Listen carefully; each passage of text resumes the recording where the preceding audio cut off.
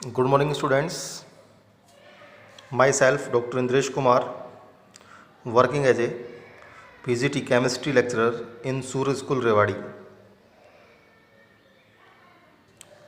Chapter number 2, Atomic Structure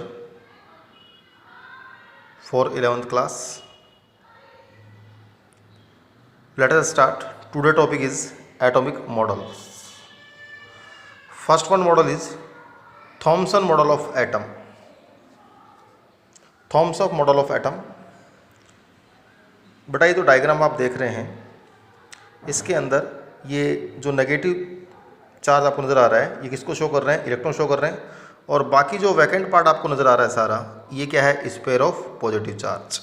तो इस model के दो तीन नाम हो रहे हैं बेटा। This model of atom is known as plum pudding model और रेजिंग पुडिंग मॉडल और वाटरमेलन मॉडल। अब वाटरमेलन सबने देखा ही है। तो बेटा अगर वाटरमेलन की मैं बात करूं तो black seeds of watermelon were comparable to electrons and the red edible portion is compare to protons. कहने का मतलब क्या है? उसके अंदर जो रेड पार्ट है, जो खाने वाला पार्ट है, उसको तो अपन ने ये थॉमसन ने क्या मान लिया? प्रोटॉन मान लिया। और जो सीड्स हैं उसके अंदर ब्लैक वाले, उसको इसने क्या मान लिया? इलेक्ट्रॉन मान लिया।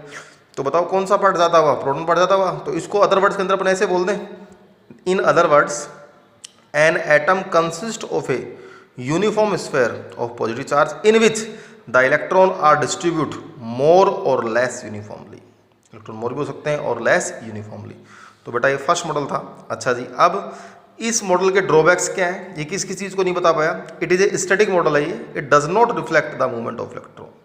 ये इलेक्ट्रॉन के रिफ्लेक्शन को नहीं बता पाया। और it could not explain the stability of an atom. ये किसी भी एटम की स्टेबिलिटी को भी एक्सप्लेन नहीं कर पाया। तो ये बेटा इसके ड्रॉबैक्स थे। ठीक है। अब सेकंड जो मॉडल है वो इम्पोर्टेंट है, रदरफोर्ड मॉडल। ठीक है। इस मॉडल का एक अनदर नेम अल्फा रे स्कैटरिंग एक्सपेरिमेंट। तो देखिए पहले तो डायग्राम को समझिए। यहाँ पर ये रेडियम है, अल्फा का मतलब है न्यूक्लियस ऑफ हीलियम यानी 2He4 double ionize helium particles. Second one, ये पूरा लेड चैम्बर बना हुआ है, ये स्लिट लगा रखी है अपन ने, ये अल्फा रेज यहाँ से जा रही है। और ये जो नज़र आ रहा है पीछे की साइड में, ये ZNS की स्क्रीन है बेटा। ठीक है।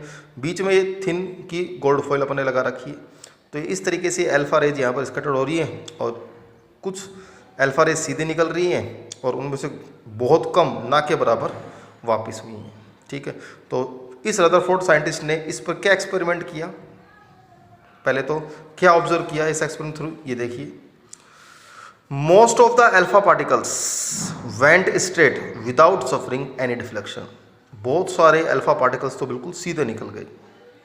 फिर सेकेंड वन क्या बताया? ए वेरी फ्यू, इसका मतलब अबाउट 1 in 20,000। मैंने बताया ना आपको, बहुत ना के बराबर। तो a very few about 1 in 20,000 did not pass through the foil at all but suffered large diffraction और even come back in the direction. तो देखिए ये जो एंगल आपको नज़र आ रहा है, ये देखिए जो ये थिन गोल्ड फॉइल अपन ले रखी है, ये यहाँ अपन मान चले 180 डिग्री एंगल है।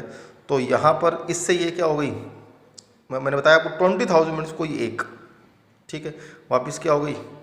Deflection, come back in the direction. ये अल्फा की डायरेक्शन है, अल्फा रेज की डायरेक्शन। और ये यहाँ से ये वाली जो है रेज ये सीधी निकल रही, कुछ रेज सीधी निकल रही। ठीक है बेटा।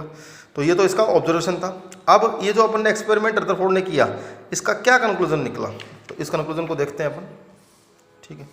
तो since most of the alpha particles went straight through the metal foil undeflected, most of the alpha particles went straight through the metal foil undeflected.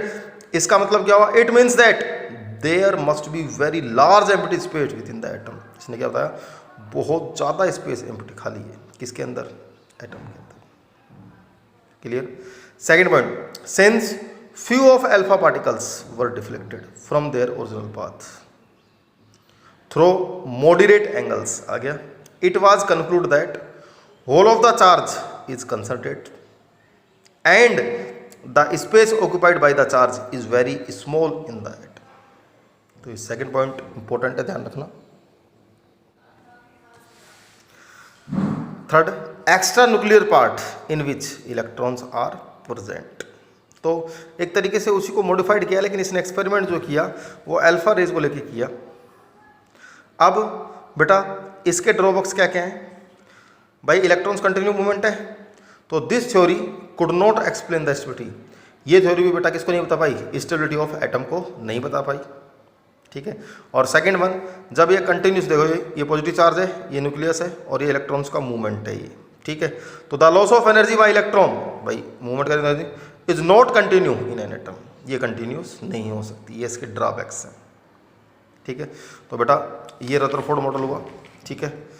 आज अपन 2 मॉडल डिस्कस किए अपन ने, एक थॉम्सन मॉडल, 3 नाम आपको अलग से बताई दिए मैंने, Planck pudding model, raising pudding model और वाटरमेलन मॉडल। ठीक है।